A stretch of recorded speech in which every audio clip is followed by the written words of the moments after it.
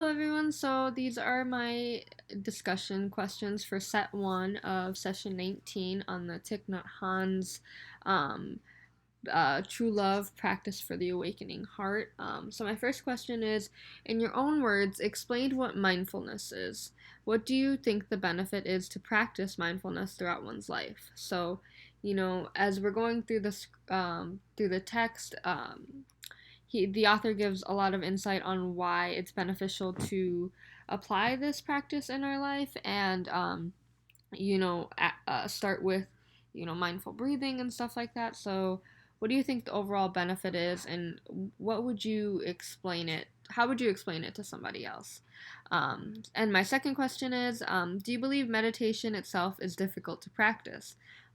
Do you believe meditation can impact one's interpretation of situations in life itself? So what do you think the overall benefit is, and if it is difficult, why is it worth the time to put yourself towards that? And my third question is please choose an excerpt or a quote from the reading and analyze its meaning and importance to you.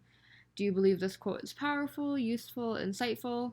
And does it remind you of another learning or quote you've heard before? So I have to say this is one of my favorite readings, like from the whole class. I thought it had a lot of useful and kind of mindful things to say about the human condition and how to live our lives. And I'm interested to see which ones really stood out to you guys, and if there's another saying or concept that you've heard in your life that kind of made you think of that. So then, my last question for this set is, in our text, the concept of non duality is discussed. Non duality explains the lack of battle between good and evil, as well as the positive and negative. So, um, what Thich Nhat Hanh ended up explaining was that there is no one without the other, but more so, it's a process. So this process allows for the Buddhists to transform waste materials into flowers of compassion, love, and peace. So what do you think this belief says about the human condition and suffering?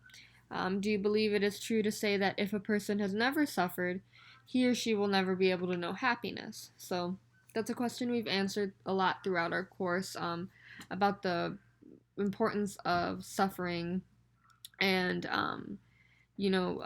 pleasure throughout the human condition. And I think it's interesting that it came up in this reading. So I'm excited to see what you guys have to say about this, and I will be posting my second set of questions very soon.